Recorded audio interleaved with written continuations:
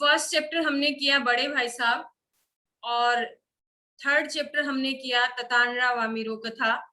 उसके बीच में एक चैप्टर है बड़े भाई ये डायरी का एक पन्ना। तो डायरी का एक पन्ना जो है वो अब हम करेंगे, क्योंकि पहले जो लास्ट ईयर था वो 70% सिलेबस में उसको हटा दिया था, लेकिन इस बार जो वापस 100% सिलेबस आया है तो हमें पूरा सिलेबस ही करना होगा। अभी कुछ भी फाइनल नहीं है, इसलिए हम कर लेते हैं। किए हुए में कोई नुकसान नहीं होगा, हम आराम से कर लेंगे। अगर हटा भी देते हैं तो कोई इश्यू नहीं है, लेकिन अगर देते थे हैं साथ में तो फिर सिलेबस बहुत ज्यादा हो जाता है, इसलिए हम टाइमली कर लेंगे। ओके, तो डायरी का एक पन्ना चैप्टर स्पर्श बुक है सबके पास? Yes ma'am. तो बुक में निकालिए डायरी का एक पन्ना, बड़े भाई साहब के बाद ही है वो।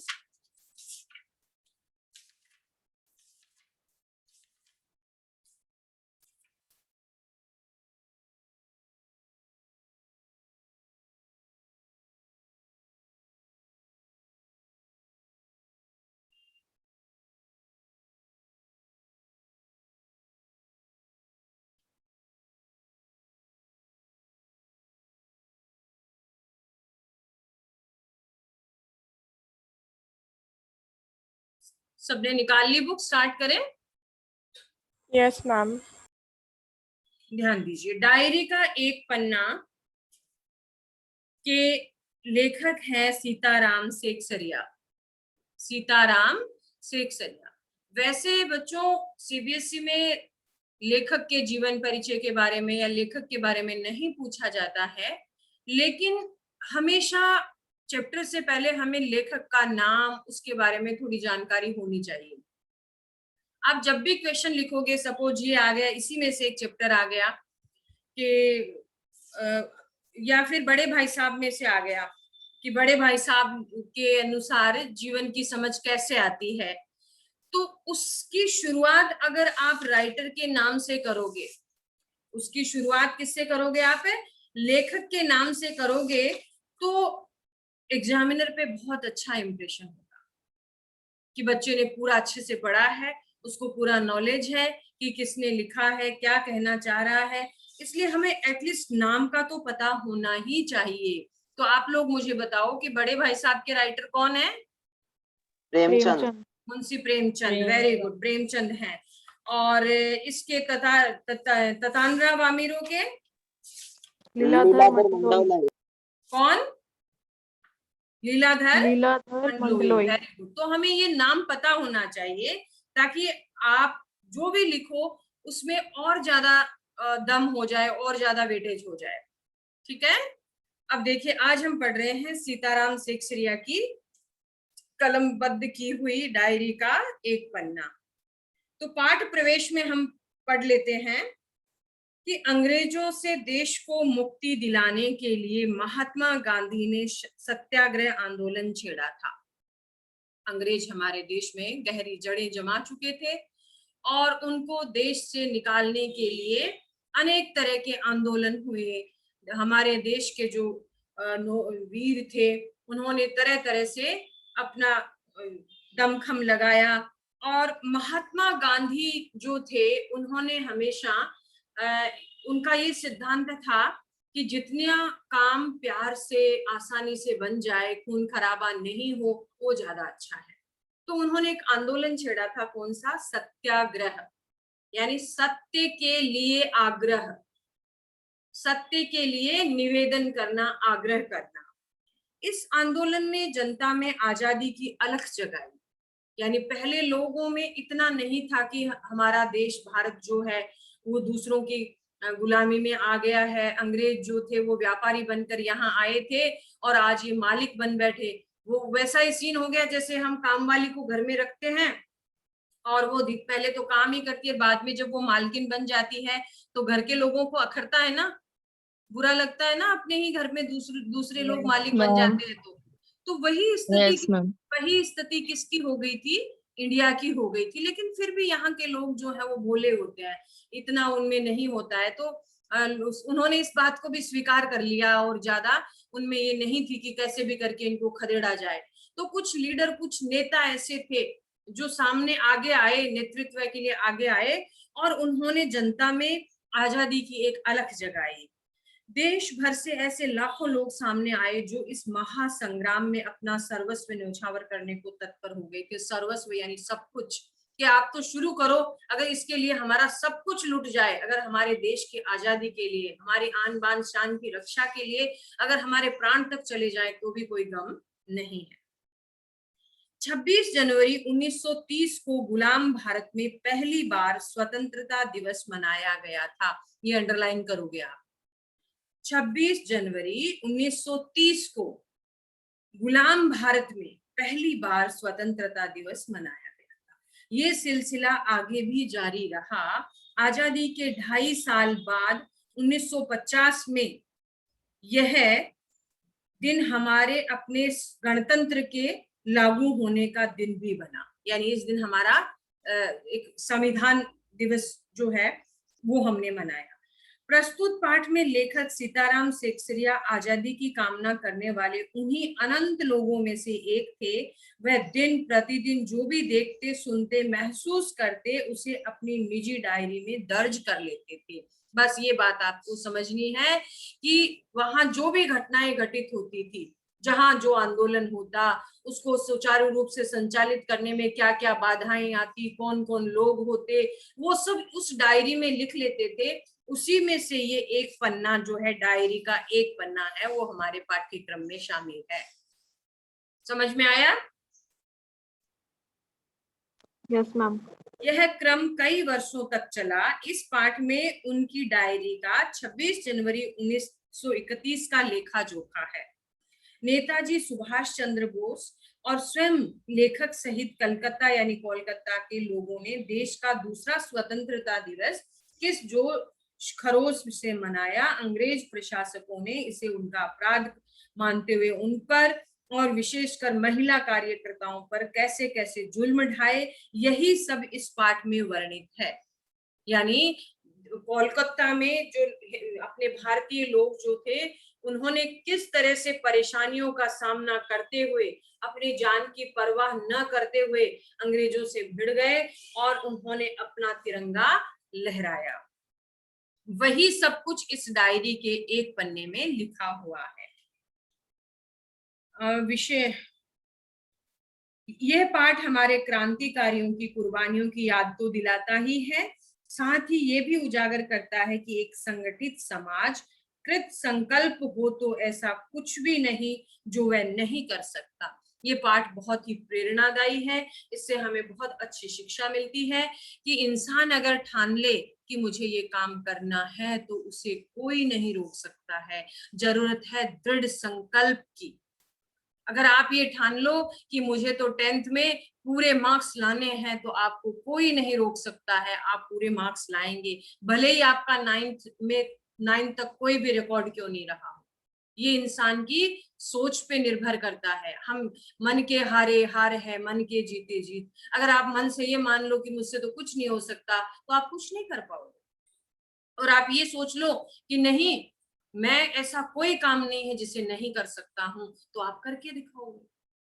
तो ये आपके मन की दुर्बलता और बलता है। आप अगर मन को कमजोर बनाओगे तो कमजोर हो जाएगा, और आप उसमें शक्ति भरोगे तो वह ताकतवर हो जाएगा। तो ये तो आप पे निर्भर करता है कि आप उसको कैसा बनाते हैं। आगे देखिए, डायरी का एक पन्ना, साथ में पेंसिल लेके बैठोगे, जहां जहां मैं कहूं अंडरलाइन करते जाओगे तो आपको क्वेश्चन आंसर में दिक्कत नहीं आएगी। 26 जनवरी 1931 का लिखा हुआ है, ये डायरी के उस पन्ने को इस पाठ के रूप में वर्णित किया गया है। 26 जनवरी, आज का दिन तो अमर दिन है। अमर यानी जो कभी नहीं मरे, कभी नहीं भूला जा सकता। आज के ही दिन सारे हिंदुस्तान में स्वतंत्रता दिवस मनाया गया था।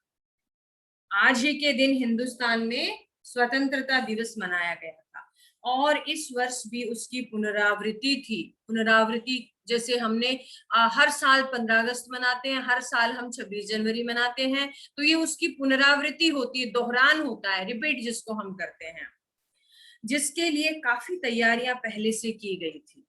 गत वर्ष यानी पिछले साल अपना हिस्सा बहुत साधारण था। इस वर्ष जितना अपन दे सकते थे दिया था। केवल प्रचार में 2000 रुपया खर्च किया गया था। सारे काम का भार अपने समझते थे, अपने ऊपर है, और इसी तरह जो कार्यकर्ता थे उनके घर जा जाकर समझाया था। यानी लोगों ने घर में, एक एक घर में जाकर ये समझाया था कि हमें स्वतंत्रता दिवस जो है वो बहुत जोश के साथ मनाना है। बड़े बाजार के प्राय मकानों पर राष्ट्रीय झंडा फहरा रहा था, और कई मकान तो ऐसे सजाए गए थे कि ऐसा मालूम होता था कि मानो स्वतंत्रता मिल गई हो। यानी घरों को बहुत सुंदर तरीके से सजाया गया था, और ऐसा लग रहा था मानो इनको स्वतंत्रता मिल गई है। ये लोगों का जोश था, उत्साह था। कलकत्ते के प्रत्येक भाग में ही झंडे लगाए गए थे। जिस रास्ते से मनुष्य जाते थे उसी रास्ते में उत्साह और नवीनता मालूम होती थी। लोगों का कहना था कि ऐसी सजावट पहले नहीं हुई है। पुलिस भी अपनी पूरी ताकत से शहर में गश्त देकर प्रदर्शन कर रही थी।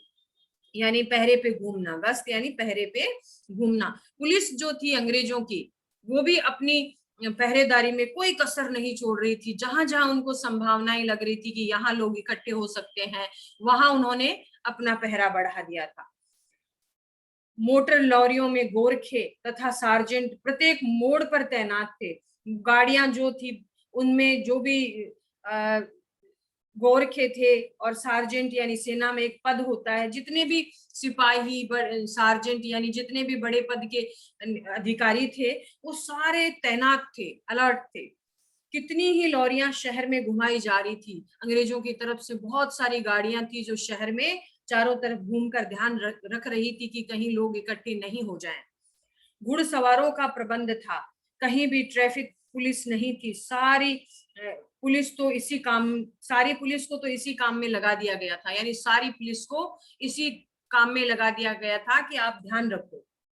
बड़े बड़े पार्कों तथा मैदानों को पुलिस ने सवेरे ही घेर लिया था। जहां बड़े बड़े पार्क थे, जहां पे जनसभा हो सकती थी, वहां पे भी जो अंग्रेजों की पुलिस थी उन्होंने पूरा पहरा लगा दिया था, और उनका पूरा यही था। Good morning sister. उनकी पूरी कोशिश यही थी कि कहीं पे भी भारतीय लोग जो हैं वो किसी भी तरह की किसी जनसभा का आयोजन नहीं कर पाए। इसलिए उन्होंने जितनी भी ट्रैफिक पुलिस थी उसको भी कहाँ लगा दिया था?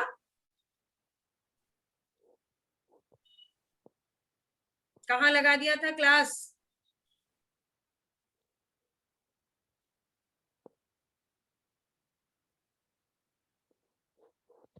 What happened? अंग्रेजों की पुलिस ने कहाँ लगा दिया था सारी पुलिस को?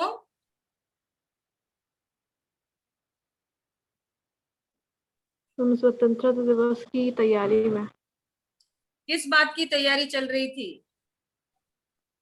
स्वतंत्रता देश दिवस। आजाद हो गया था मैम, यस, देश वेरी गुड। कि आजाद कोई भी भारतीय जो है किसी भी तरह की कोई जनसभा का आयोजन नहीं कर सके। आगे देखिए, मोन्यूमेंट के नीचे जहां शाम को सभा होने वाली थी, मोन्यूमेंट एक स्मारक था जहां पे एक सभा का आयोजन होने वाला था। उस जगह को तो भोर में यानी सुबह ही 6 बजे से ही पुलिस ने बड़ी संख्या में घेर लिया था। यानी वहां पुलिस ने पहले ही एक स्मारक बना हुआ था। वहां उनको ये लग रहा था कि कहीं ना कहीं ये लोग जो हैं वो यहाँ आकर जनसभा का आयोजन कर सकते हैं। तो उन्होंने पहले से पूरा बल, पुलिस वगैरह वहां पे तैनात कर दिए थे।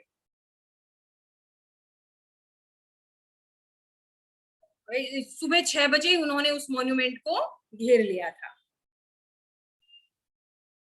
पुलिस ने बड़ी संख्या में घेर लिया था, पर तब भी कई जगह तो भोर में ही झंडा फहराया गया। लेकिन उसके बावजूद जो भारतीय थे उन्होंने सुबह जल्दी जाकर क्या कर दिया था? झंडा फहरा दिया था। श्रद्धानंद पार्क में, अंडरलाइन करोगे इसको, श्रद्धानंद पार्क में बंगाल प्रांतीय विद्यार्थी संघ के मंत्री अविनाश बाबू ने झंडा गाड़ा, तो पुलिस ने उनको पकड़ लिया। और पकड़ लिया तथा लोगों को मारा या हटा दिया। तारा सुंदरी पार्क में, इसको भी अंडरलाइन करोगे, तारा सुंदरी पार्क में बड़ा बाजार कांग्रेस कमेटी के युद्ध मंत्री हरिश्चंद्र सिंह झंडा फहराने गए पर वे भीतर न जा सके। वहां पर काफी मारपीट हुई और 2-4 आदमियों के सिर फट गए। गुजराती सेविका संघ की ओर से जुलूस निकला जिसमें बहुत सी लड़कियां थी, उनको गिरफ्तार कर लिया गया। यानी अंग्रेजों ने अपनी तरफ से कोई कसर बाकी नहीं रखी थी। उनका जुल्म उनपे उस समय भी जारी था। यानी उनकी कोशिश यही थी कि कैसे भी करके भारतीयों को इस आंदोलन को पूरा, भारतीयों के इस आंदोलन को हम पूरा नहीं होने देंगे। तो जितने भी कांग्रेस कमेटी के युद्ध मंत्री हरिश्चंद्र सिंह को झंडा फहराने गए पर वे भी भीतर नहीं जा सके, वहां पर उनके साथ काफी मारपीट हुई। उसके बाद 11 बजे मारवाड़ी बालिका विद्यालय की लड़कियों ने अपने विद्यालय में झंडोत्सव मनाया। जानकी देवी मदालसा यानी मदालसा बजाज नारायण आदि भी आई हुई थी। यानी वहां पे ये लोग भी आए हुए थे। लड़कियों को उत्सव का क्या मतलब है समझाया गया। यानी लड़कियों को तो सिर्फ पहले यही पता था कि हमें सिर्फ झंडारोहण करना है, झंडा फहरा देना है, लेकिन फिर उनको ये समझाया गया कि आखिर हमारे इस आंदोलन का मतलब क्या है। यानी हमें हमारे देश को आजाद करवाना है, अंग्रेजों से हमारे देश को मुक्त करवाना है। एक बार मोटर में बैठकर सब तरफ घूमकर देखा तो बहुत अच्छा मालूम हो रहा था। यानी चारों तरफ उत्साह था। भारतीय जनता जो थी वो निराश नहीं थी। जगह जगह फोटो उतर रहे थे। अपने भी फोटो का काफी प्रबंध किया गया था। 2-3 बजे कई आदमियों को पकड़ लिया गया जिसमें मुख्य पूर्णोदास और पुरुषोत्तम राय थे। इसको अंडरलाइन करोगे। यानी इन दोनों को भी पुलिस के जो सिपाही वगैरह थे वो अंग्रेजी पुलिस ने उनको भी गिरफ्तार कर लिया था। किसको कर लिया था? पूर्णोदास और पुरुषोत्तम राय। पूर्णोदास और पुरुषोत्तम दास को। सुभाष बाबू के जुलूस का भार, इसको भी अंडरलाइन करोगे, आगे क्वेश्चन बनेगा। सुभाष बाबू के पुलिस का भार पूर्णोदास पर था, पर यह प्रबंध कर चुका था। स्त्री समाज अपनी तैयारी में लगा था। जगह जगह में स्त्रियां अपना जुलूस निकालने की तथा ठीक स्थान पर पहुंचने की कोशिश कर रही थी। यहाँ ने भारतीयों में इतना उत्साह था, चाहे बच्चा हो, चाहे बड़ा हो, चाहे बूढ़ा हो, चाहे औरतें हो, चाहे लड़कियां हो, सब में ये जोश था कि हमें हमारे देश को आजाद कराना है, अंग्रेजों से मुक्त कराना है। तो सब ने अपनी कोशिश जो थी जी जान इस आंदोलन में झोंक दी थी। मोन्यूमेंट के पास, इसको अंडरलाइन करोगे बेटा, मोन्यूमेंट के पास जैसा प्रबंध भोर में था वैसा करीब 1 बजे नहीं था। इससे लोगों को आशा होने लगी कि शायद पुलिस अपना रंग न दिखलावे, पर कब तक रुकने वाली थी। 3 बजे से ही मैदान में हजारों आदमियों की भीड़ होने लगी और लोग टोलियां बना बना कर मैदान में घूमने लगे। आज जो बात थी वह निराली थी। इसको अंडरलाइन करोगे। ये पूछा जाएगा कि उस दिन कौन सी बात निराली थी।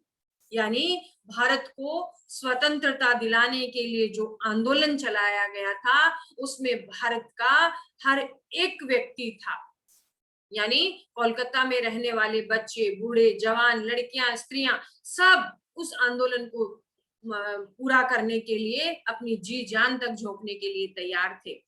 मॉन्यूमेंट जो थी वो वहां की सबसे बड़ी जगह थी और वहां पे पुलिस वालों ने पूरी व्यवस्था कर रखी थी कि किसी भी तरीके से यहाँ पे कोई नहीं आ पाए। लेकिन 1 बजे के बाद तो भारतीय लोगों की जो भीड़ वहां आकर इकट्ठा होने लगी कि वो कब तक रोकेंगे उनको, आखिर कब तक वो उनपे कंट्रोल कर पाएंगे। तो जब से कानून भंग का काम शुरू हुआ उसके बाद अंग्रेजों ने एक नया तरीका क्या समझा कि कानून भंग का इल्जाम लगा के इनको गिरफ्तार कर लिया जाए। यानी उन्होंने कानून का उल्लंघन किया है। तब से आज तक इतनी बड़ी सभा ऐसे मैदान में नहीं की गई थी कि ये सभा तो कहना चाहिए कि ओपन लड़ाई थी। ये भी क्वेश्चन बनेगा। एक ओपन लड़ाई यानी खुला चैलेंज था उनका कि जिसको रोकना है वो रोक लो, जो हमें करना है हम करेंगे। पुलिस कमिश्नर का नोटिस निकल चुका था, अंडरलाइन करो इसको। ये था काउंसिल और पुलिस वाले में क्या अंतर था, एक क्वेश्चन बनेगा आगे। पुलिस कमिश्नर का नोटिस निकल चुका था कि अमुक अमुक धारा के अनुसार, यानी इस धारा के अनुसार उन्होंने पहले एक नोटिस निकाल दिया था के अनुसार कोई सभा नहीं हो सकती। उन्होंने नोटिस में क्या लिखा क्लास, कि कोई धारा के अनुसार कोई सभा नहीं हो यानी सकती। इस धारा के अनुसार किसी भी तरह की किसी भी सभा का आयोजन नहीं किया जा सकता। जो लोग काम करने वाले थे उन सबको इंस्पेक्टरों के द्वारा नोटिस और सूचना दे दी गई थी कि आप यदि सभा में भाग लेंगे तो दोषी समझे जाएंगे। यानी जो भी काम करने वाले थे उनको ये पहले से इतला कर दी गई उनको कि अगर आपने सभा में भाग लिया तो आप क्या माने जाएंगे, दोषी माने जाएंगे, आप अपराधी माने जाएंगे। इधर काउंसिल यानी परिषद जो होती है उसकी तरफ से एक नोटिस निकल गया था कि मोन्यूमेंट के नीचे ठीक 4:24 पर झंडा फहराया जाएगा। यानी भारतीय लोगों की जो एक काउंसिल थी, परिषद की, उनकी तरफ से एक दूसरा नोटिस निकाल दिया गया। अंडरलाइन करोगे, बहुत इंपॉर्टेंट है। वो नोटिस क्या था कि मोन्यूमेंट के नीचे ठीक 4:24 पर झंडा फहराया जाएगा तथा स्वतंत्रता की प्रतिज्ञा पढ़ी जाएगी, सर्वसाधारण की उपस्थिति होनी चाहिए। खुला चैलेंज देकर ऐसी सभा पहले नहीं की गई थी। यानी लोगों को एक अच्छा खासा खुला इनविटेशन दिया गया था कि 4:24 पर मोन्यूमेंट के नीचे एक सभा का आयोजन किया जाएगा और झंडारोहण किया जाएगा, प्रतिज्ञा पढ़ी जाएगी और सर्वसाधारण यानी सभी की उपस्थिति वहां जरूरी है। यानी उन्होंने उस अंग्रेजों के द्वारा निकाले गए नोटिस की पूरी भर्त्सना कर दी, उन्होंने उसकी अवहेलना कर दी और अपना खुद का नोटिस निकाला। बाकी का हम पढ़ेंगे अगले दिन। अब मुझे ये बताइए कि इसमें आपको कितना समझ में आया है? समझ में आ गया मैम। सबको समझ में आ गया अच्छे से? Yes ma'am. गुड। जुलूस का क्या मतलब है?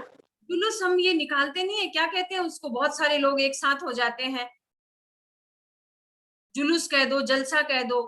जैसे हमारी कोई भी डिमांड होती है उसके लिए बहुत सारे 200-300 लोग एक साथ इकट्ठा होके जब किसी बाजार से निकलते हैं, झांकियां नहीं निकलती हैं, जैसे किसी जैसे ये रामनवमी होती है तो राम की जो झांकी निकलती है तो उसके साथ लोगों का इकट्ठा होना, बहुत सारे लोग इकट्ठे होके एक साथ चलते हुए जुलूस होता है। Okay ma'am. करेक्ट।